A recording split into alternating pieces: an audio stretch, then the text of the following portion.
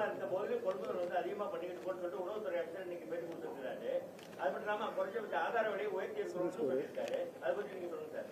அதாவது ஆதார விலை ஏற்றிருக்கேன்னா இடுபொருள் விலை ஏறிடுது இல்லை, நல்லா புரிஞ்சுக்கிங்க. நான் ஒரு விவசாயியா இருக்கிறேன். ஆக இன்னைக்கு செலவுக்கு இடுபொருள் செலவு அதிகமாகி போச்சு. இன்றைக்கு அதுக்கு தகுந்த மாதிரி தான் கொடுக்குறாங்க ஒழிய கணக்கு பார்த்தா பழைய விலை தான் கிடைக்கும். விவசாயிகளுக்கு இந்த இடுபொருள் செலவு அதிகமாக இருக்கிற காரணத்தினால எவ்வளவுதான் உயர்த்தி கொடுத்தாலும் 2021 என்ன லாபம் கிடைக்குதோ அதே லாபம் தான் இப்பவும் கிடைக்கும் விவசாயிக்கு. ஒன்றும் அதிகமாகலாம் கிடைக்க போறது இல்லை. அதான் உயர்த்தி கொடுத்துருக்காங்க. அதுவுமே இவர்கள் சொன்னது 2500 ரூபாய் ஒரு குவிண்டால் கொடுக்குறாங்க. இன்ன வரைக்கும் வரல, இன்னும் குறைவாக தான் இருக்குது, முழுசா கொடுக்கல. கரும்புக்கு 4000 ரூபாய் ஒரு மெட்ரிக் டன் கொடுக்குறாங்க ஆதார விலை, 8.5% ஆதார விலை, அதுக்கு 4000 அதுவும் கொடுக்கல. அது மட்டும் இல்ல, இன்றைக்கு நீங்க சொன்ன மாதிரி இந்த அரசாங்கம் தான் கணக்கிட வேண்டும். அரசாங்கம் இந்த மாவட்ட நிர்வாகம் கணக்கிடணும். அங்க இருக்கிற வேளாண்மை துறை அதிகாரிகள் எவ்வளவு டெல்டா மாவட்டத்தில் எவ்வளவு குறுவை சாகுபடி பயிர் செஞ்சிருக்கிறாங்க, எவ்வளவு விளைச்சல் இருக்கணும்னு அதை கண்டறிந்து அதற்கு தக்கவாறு முன்னெச்சரிக்கை நடவடிக்கை எடுக்கப்பட்டிருந்தா விவசாயிகள் இந்த பாதிப்புக்குள்ளாக இருக்க மாட்டாங்க. அதெல்லாம் எதுவுமே செய்யல, எதுவுமே கண்டுக்கல. இன்றைக்கு உற்பத்தி அதிகம் சொன்னா அதுக்கு தகுந்த மாதிரி நேரடி கொள்முதல் திறக்க வேணும். அப்ப அதுக்கு உடனுக்குடன் அந்த நேரடி கொள்முதல் விவசாயிகள் கொண்டு வந்த நெல்லை கொள்முதல் செய்யணும். அப்படி செஞ்சா விவசாயிகள் பாதிப்புக்குள்ளாக இருக்க மாட்டாங்க. இன்றைக்கு மழையில் நனைந்து மூட்டை புறம் இன்றைக்கு விவசாயிகளுடைய நெல் புறம் வீணா போச்சு. அரசாங்கத்துக்கும் பிரயோஜனம் இல்லை, விவசாயிகளுக்கும் பிரயோஜனம் இல்லை. பெரும் நஷ்டத்துக்குள்ளாவது விவசாயி. அது மட்டும் இல்ல, நேரடி நெல் கொள்முதல் போய் பார்த்தேன். அந்த டிபிசி டைரக்ட் பர்ச்சேஸ் சென்டர்ல பார்க்கும்போது அந்த நெல்மணியும் முளைச்சிருக்கு. பல மூட்டைகள் எல்லாம் நீங்க ஊடகம் வந்தீங்க பார்த்தீங்க. அதுவும் இன்னைக்கு மழையில் நனைஞ்சு முளைச்சிருக்குது. இது இந்த நஷ்டம்லாம் யார் ஏத்துக்கிறது? அரசாங்கம் தானே ஏத்துக்கணும்.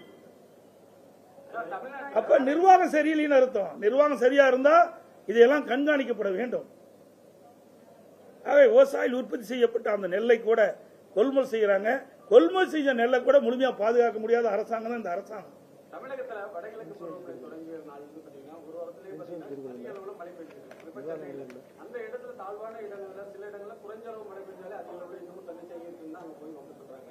நீங்க பல இடங்கள்ல ஆய்வு செஞ்சுட்டு வந்துட்டு இருக்கீங்க. அங்க உள்ள மக்கள் என்ன சொல்லியிருக்காங்க உங்கள்கிட்ட? நடவடிக்கை எடுத்து மக்கள் பொறுத்த வரைக்கும் இன்றைக்கு விவசாயிகள் உற்பத்தி செய்யப்பட்ட நெல்லை பல நாட்கள் நாங்கள் கொண்டு வந்து நேரடி கொள்முதலுக்கு முன்னாலேயும் சாலையிலும் குவிச்சு வச்ச நெல்லை கொள்முதல் செய்யவில்லை என்பதுதான் பிரதான கோரிக்கை வச்சிருக்கிறாங்க. இதுதான் மிக மிக முக்கியமா இருக்குது. அதோட அதிமுக ஆட்சி இருக்கின்ற பொழுது விவசாயிகள் வறட்சியால் பாதிக்கப்பட்டாலும் நாங்கள் நிவாரணம் கொடுத்தோம். புயல், வெள்ளம் இப்படி பண்ற இயற்கை சீற்றத்தால் பேரிடி வருகின்ற காலத்தில் விவசாயிகள் பாதிக்கப்பட்டு விவசாயிகள் பயிர்கள் சேதமடைந்தால், விளைச்சல் சேதமடைந்தால் அதற்குண்டான நிவாரணம் கொடுத்தது அதிமுக அரசு. பயிர் காப்பீட்டு திட்டத்தில் இந்தியாவிலேயே நம்முடைய தமிழ்நாடு விவசாயிகளுக்கு தான் அதிகமாக இழப்பீட்டு தொகையை பெற்று தந்த அரசாங்கம் அதிமுக அரசு.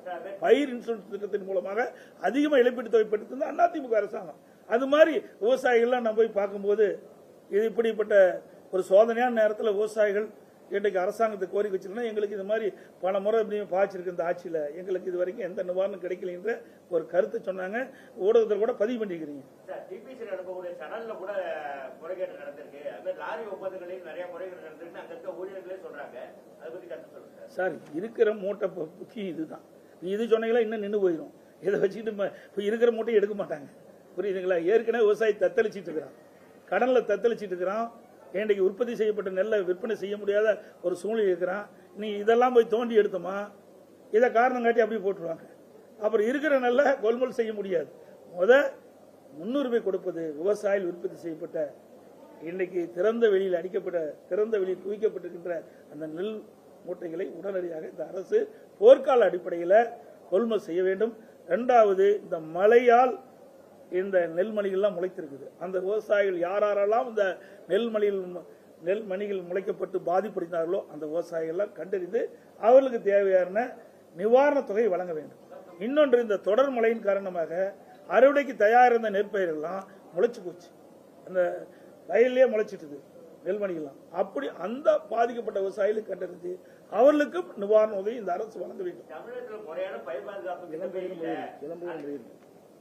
முறையான பாதுகாப்பு திட்டம் எதுவுமே இல்லை அப்படின்னு சொல்லிட்டு விவசாயிகள் இப்போ வரைக்கும் இருக்காங்க. இந்த விளைச்சல் கூட ஒத்து வராதுங்கிற மாதிரி தான் விவசாயிகளோட கருத்து இருக்கு. அதாவது இந்த அரசாங்கம் எப்பொழுது அமைக்கப்பட்டதோ, எப்பொழுது ஆட்சிக்கு வந்தோ அதிலிருந்து விவசாயிகளுக்கு எந்த நன்மையும் கிடைச்ச மாதிரி தெரியல. இதே அனைத்து இந்திய அண்ணா திராவிட முன்னேற்ற கழக அரசு இருக்கின்ற பொழுது 2 முறை விவசாயிகள் இந்த வெள்ளச்சேதத்தால் பாதிக்கப்பட்ட பொழுது 2 முறை நாங்கள் பயிர் காப்பீடு திட்டமாக கொடுத்தோம், இழப்பீடும் கொடுத்தோம். இந்த வெள்ள சேதம் மழை தொடங்கி 2 நாட்கள் தான் ஆகுது, அதுக்குள்ள இந்த மாதிரி ஒரு வெள்ளம் வயல்கள் தண்ணீர் தேங்குது. இதுக்கு முக்கியமா என்ன காரணம்னு நீங்க நினைக்கிறீங்க? அதே மாதிரி குறுவை சாகுபடிக்குன்னு காப்பீடு திட்டத்துல பல முறைகேடுகள் இருப்பதாகவும் விவசாய செய்திகளை உடனுக்குடன் தெரிந்து கொள்ள கீழ்க்கண்ட கேபிள் மற்றும் டிடிஎச் நெட்வொர்க்குகளில் எம்நாடு செய்தி தொலைக்காட்சியை காணுங்கள். பாதகம் செய்பவரை கண்டால் நாம் பயம் கொள்ளலாகாது பாப்பா. மோதி மிதித்து விடு பாப்பா, அவர் முகத்தில் உமிழ்ந்து விடு பாப்பா. அண்மை செய்திகளை உடனுக்குடன் தெரிந்து கொள்ள இணைந்திருங்கள் எம்நாடு தொலைக்காட்சியுடன்.